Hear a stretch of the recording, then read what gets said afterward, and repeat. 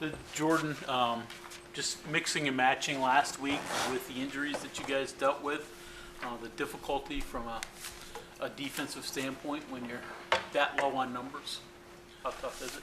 Yeah, I mean, that's something that's hard to do. And the first thing you got to do is realize what a guy or guys can do and what they can't do. So you can't ask them to do what they can't do. So kind of have to start there, build what you're trying to stop.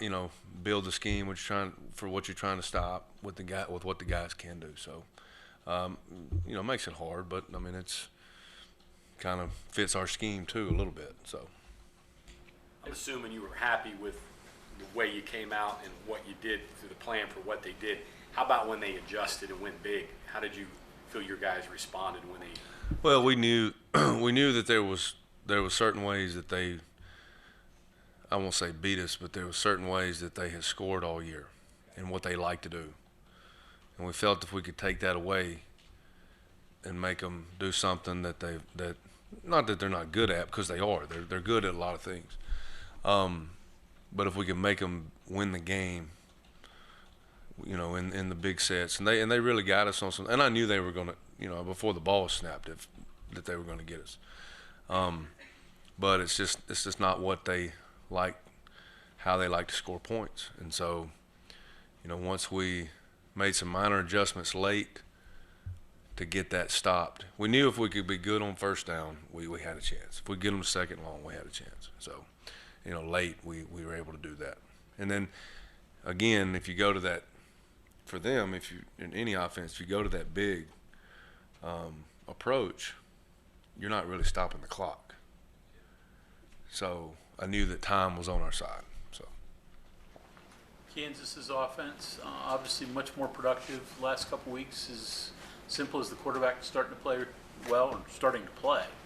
Yeah, I think they're very similar philosophy-wise with finding out what their guys can do, how they have to distribute the ball to be successful, formation shifts, motions, very similar to what we have to do defensively with our number situation. And I think they're very, very similar to that. But it does revolve around the quarterback, Daniels.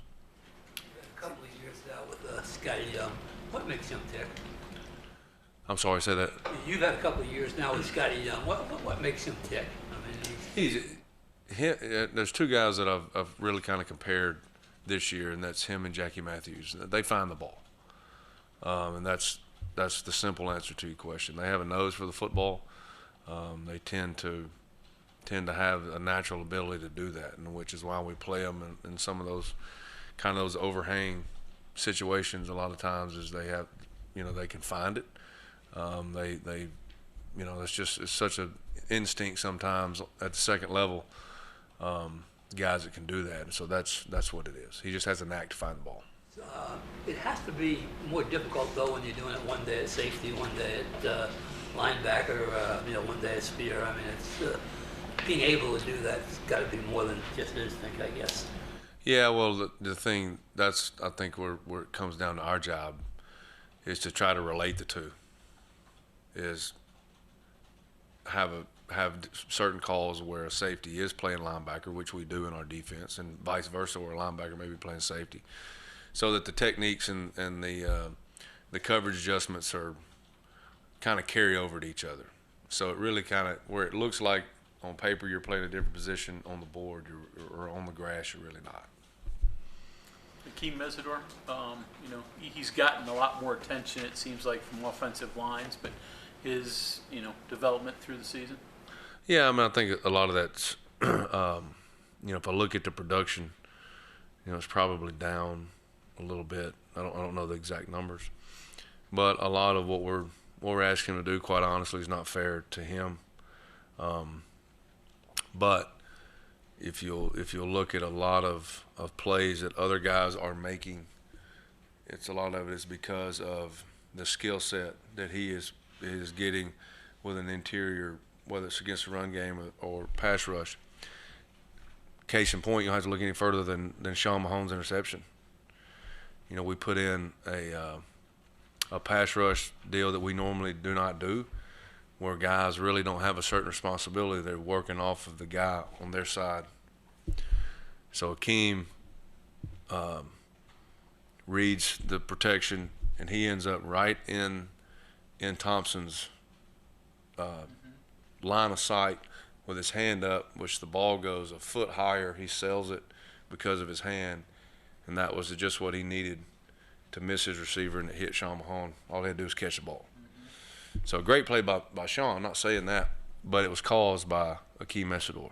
He's never, I'm the only one that's going to know that, coach's film and point it out to him. That's not going to show up on a stat sheet. And so go back to having D linemen understand not every successful pass rush is a sack. So once they understand that, so his development's fine. He has the ability to move around, and we got to be able to do that in the future. Lassiter, he seems like he's been here 15 years. I mean, guys, what do you see from him? I mean, he's what you've seen for all those years. He's a playmaker. Does a great job.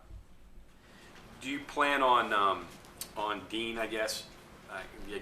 Neil. He got nicked up a little bit. Yeah, I'm planning on him playing. He did. It's not very severe looking on film, but you don't know that, and probably won't know that till Saturday. When you look at this offense, what do they do best, in your opinion? They find ways to create success. I guess the best way to put it. They're shifts, motions.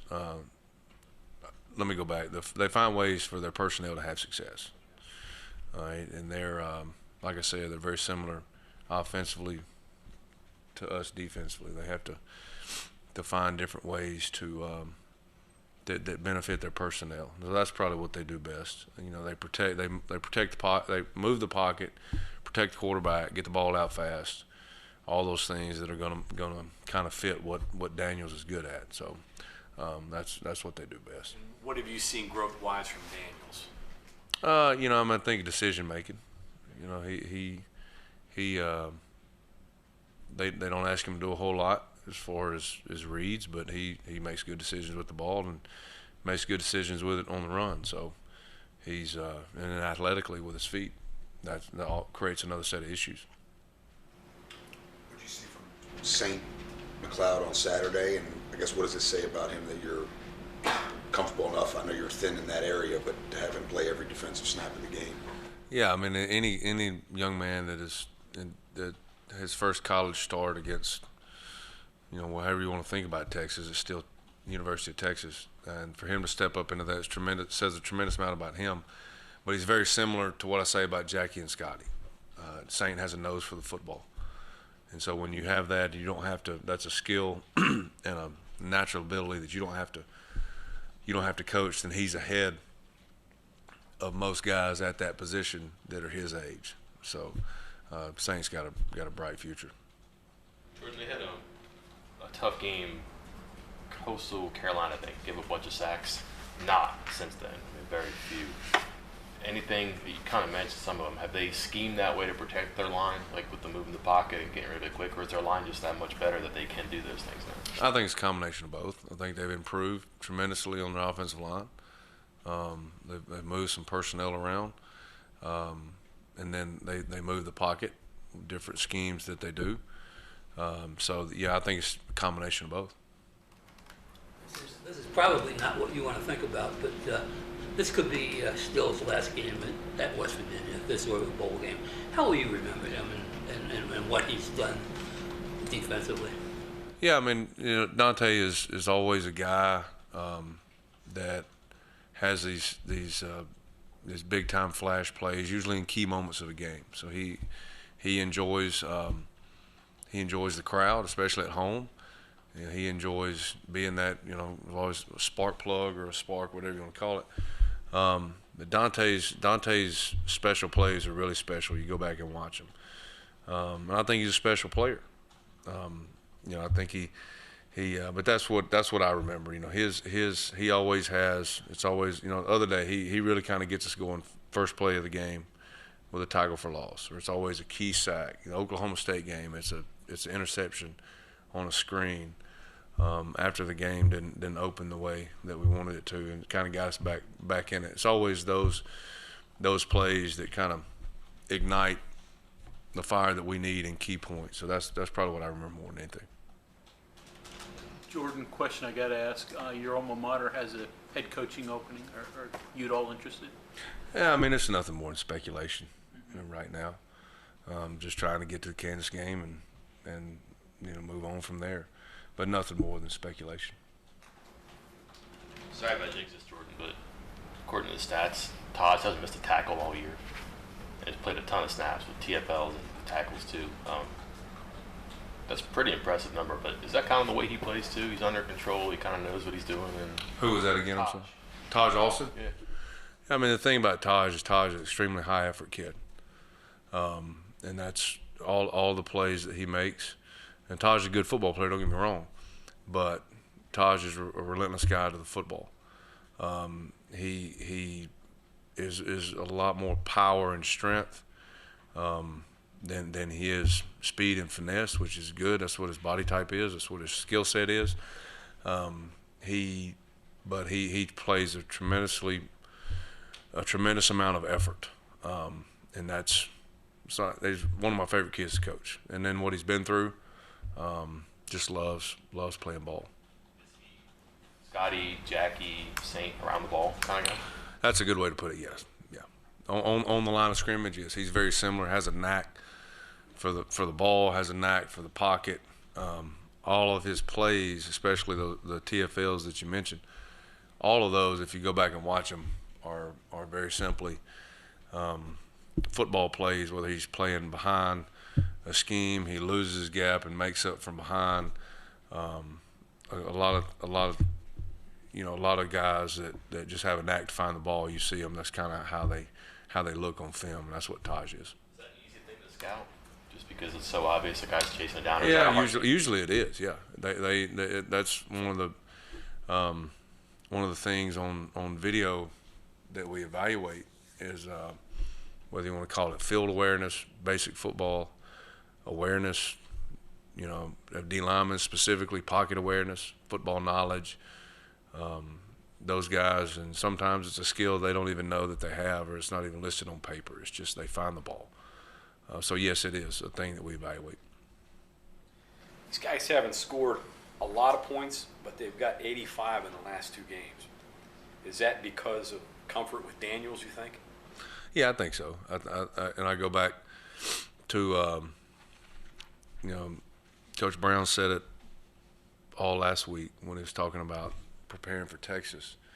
You go back and you watch that film, they just made plays, and in key situations the other night against TCU, the same thing. They made some plays, and I think the more you see that, the more it revolves around that guy, and they feel comfortable with him and whatever he's doing, and he just very simply revolves around him. You go into it, I ask everybody, I'll ask you, with kind of the unknown, that they're a 2-9 team, it's a night game, nothing to lose, just throw everything at you. Do you kind of go in with that plan? How you going to defend it? Yeah, that's exactly what it is. You go into it and you're like, all right, you try not to guess too much. Yeah. To say, hey, we need to see this, we need to be ready for this, because then it becomes kind of confusing to your kids. Hey, what are we really preparing for see? So you're going to prepare to see what they are, and then, our job as coaches, my job is to have everybody, hey, all right, in the back of your head, let's be ready for this. And I think you have to look at it in terms of what can they be successful doing. So, if I, just like preparing for anybody else, I'm not going to prepare for somebody who's, think I may get a power run team, but they don't have the personnel to be a power run team. They're not going, not going to do that. They may formation and shift you and motion you, but they're not going to. So I guess it's going to be imperative for your guys up top to say, okay, who's in the game? Are there two quarterbacks in the game, but not your players don't overload them. You Yeah. guys, it's more on It's you. all on us as coaches.